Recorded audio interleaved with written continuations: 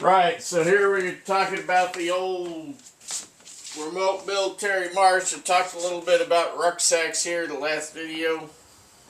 Pouches, fun stuff, right? So we all like to mess around with our packs and whatnot. It's just it's a hobby, right? It's a hobby.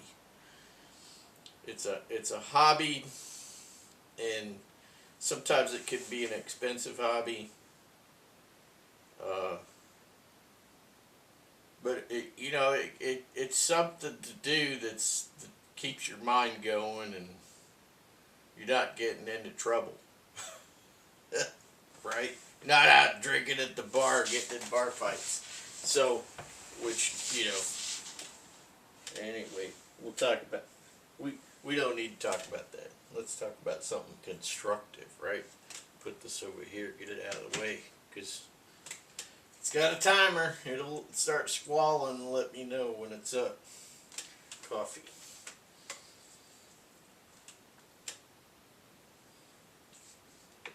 Alright, so the remote military march. I'm doing the recon. A recon one, right? So I'm going to be adhering to all of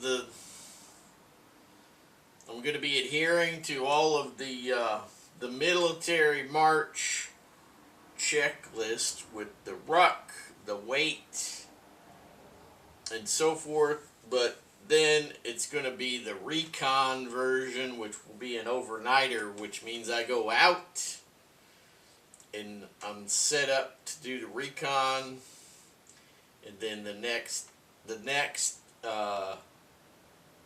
day, okay, because it's the overnight, quote unquote overnight, right? And then the next day, I do quotes because I'm going to explain that day. The next day, then you march back. So basically, you're doing double. So I'll be doing 50 clicks, right? 50 clicks. So I'll be going out, and then there's going to be the recon, then I'll be going back, right? So, why am I doing these quotes? Because I'll be traveling at night. My travel, I've decided I'm going to do at night, because it's going to be through civilian turf, and you want to try to minimize issues, right? You want to try to minimize issues. What are you doing? Questions. You want to try to minimize questions, because if you're adhering to the rules, you have to be wearing military uniform, okay? So I'm already not taking any weapons, okay? I'm not taking any weapons because it's a civilian setting. There's no weapons that are going to be taken except for pepper spray. So I've got bear spray. I'm going to have 2 bear sprays. I'm going to explain this, so don't think I'm going to leave you hanging. So here's one bear spray. This one's camoed up. I did it in tiger stripe, for spring, summer. So I'm going to have 2 bear sprays, and then I'm taking my cold steel shovel. All right. So I'm taking my cold steel shovel, and I always sharpen my shovels to an extent, right? Because if I need to use this as a knife, or I need to use it as a hatchet or whatever, then I can do that. Also, it's good for cutting tree roots and stuff in the ground when you encounter tree roots, right? So you always have at least a minimum edge on there. Now I've got a small file that I've showed you guys before that I use for this thing. So this is like not razor sharp, but it's got it has a decent edge for doing whatever I need it to do, right? So I'll be taking this, and I'll be taking 2 bear sprays. And you're gonna say, what the heck you need all that for? it's you know, you're not in combat, and you're not in a foreign nation and under, you know, you're not in a combat situation. You're basically at home in New England. What are you taking that stuff for? Well, the path I chose to do this march, this Ruck March, it goes right through the territory of the werewolf.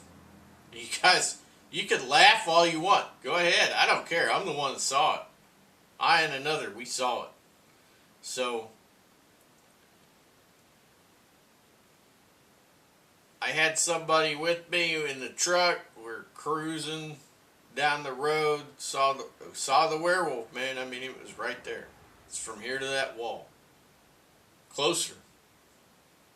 Actually, it's probably from here to the camera. I mean, I almost could have plowed that thing with my truck. I mean, it was right frigging there. And anyway, I figure if I take this and a couple of bear sprays, I might have a chance. You know, might have a chance if something happens. That's an apex predator, man. Yeah. So anyways, that's if it actually went to physical. But, you know, in all honesty, how do I feel about that thing? I feel it's something from the spiritual realm. Okay, so being a Christian, right, this is probably a more better, right? It's probably a more better weapon than anything else that I could have with me, right? Now, another thing is that you could have undesirable people. You could meet up some undesirable people on the way, right? Bear spray will take them out. You know, you don't have to hack them up with the shovel. But, you know, the bear spray will do the job, right? Bear spray will do the job, and then you can split. So, yeah. Have a couple little things like that with you, and it'd be fine. Everything will be fine. So I'm doing the remote recon Ruck Marche, and so I got a couple little things along the way. One is you know, keep an eye out for Bigfoot, right? And keep an eye out for that werewolf, because I saw that werewolf, man. I mean, there's been a couple of Bigfoot sightings up in this area as well. One guy came in, he saw one just down that way. Just, yeah, exactly, down that way. Yep. Actually, it's that way. Looking at my cardinal points here. Yeah. So, he saw one from his porch sitting down. I talked about this a while back. And there was a sighting up in New England here a while back, a number of years ago. There's stuff out there. There is. And I think it's more spiritual than physical. I think it's stuff that can jump dimensions. And especially now, we're in the end of days. We're in the last minutes of the Bible. My opinion. You take it or leave it. I think as we get closer and closer to the very end, I think we'll start seeing more and more weird stuff. I've seen some really weird stuff over the years, I tell you. Some spiritual stuff, some things that will make the hair stand up on your arms, you know. Yeah, so I've become very close to God in my last few years. I know that God exists, and I know that the devil exists, and I know that there is definitely a heaven and hell, and I want to be on the right side of things, the right team. You should too. Now, I got about 5 minutes left here. I've talked about a number of things. I think I want to talk about these. So I'm actually thinking about working these little pockets into my pack there. I've already got so many pockets, right? Not like I'm gonna fill them all up with stuff, just to fill them up. I'm not that way. I'm not a person who just fills something up just to fill it up because I got space. Because I know that at the end of the day, I'm the one who is humping that load out wherever I'm going, right? But anyways, these little pockets here, these are Kifaru. They called them GPS or accessory pockets or something like that. These pouches, those pouches, these pouches, they have been dyed with RIT dye. So I used apple dye. These were multi-scam, and those were multi-scam, and I dyed them with apple. Those came out just a little bit dark, so they're kind of in between jungle green and woodland. But that's fine. The thing about it is, guys, is that camo is camo. It breaks up the pattern, right? That's the idea of camouflage, is to break it up and confuse the eye. So sometimes even if you don't have the very best camo for an environment, if it's got a pattern to it that just breaks everything up really good, that's more important sometimes. But having something that fits in with the colors around you is always a plus, right? That fits in better with the colors around you. But it's not a deal breaker, because you can plus up all your camo with extra real vegetation. Okay, tie it in. Use a little bit of 3D netting. Tie in some new veg from the area that you're in. You could do that, right? Now that's not going to change the smeller, the old nose of some kind of apex predator, like wolves or bears or werewolves, right? Not going to change that. They can still smell you out, right? So think about that. And I live in an area where we have wolves. We have coyotes. We have bears. We have lynx and bobcat. And we do have mountain lions, despite what, the Department of Agriculture wants to admit to. We do have mountain lions up in here. So, yeah.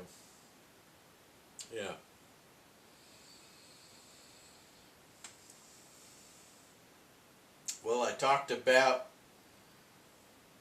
what else do I want to talk about anything else?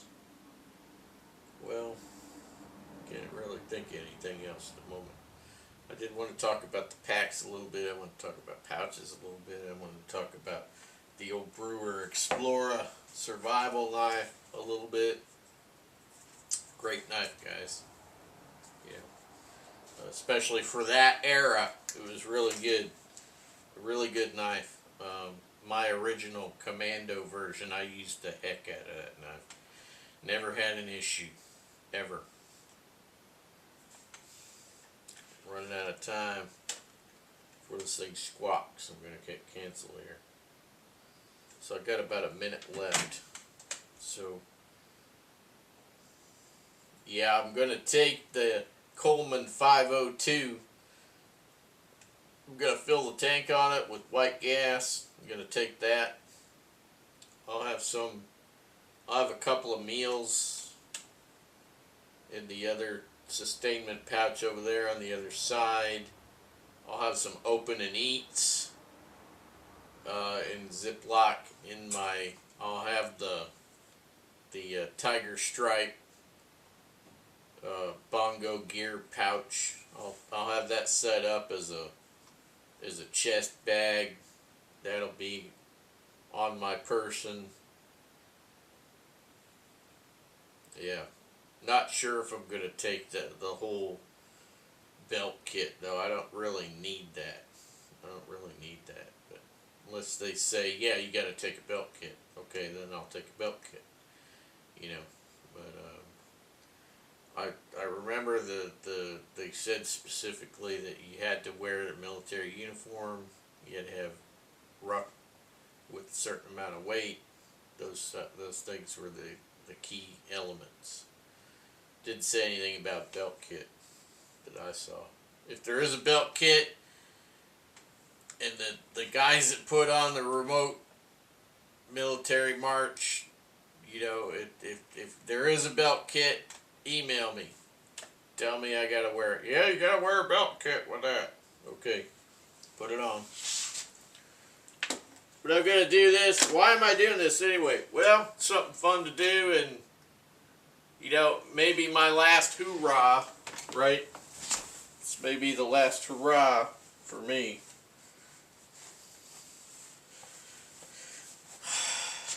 Alright, guys. I'll catch you later.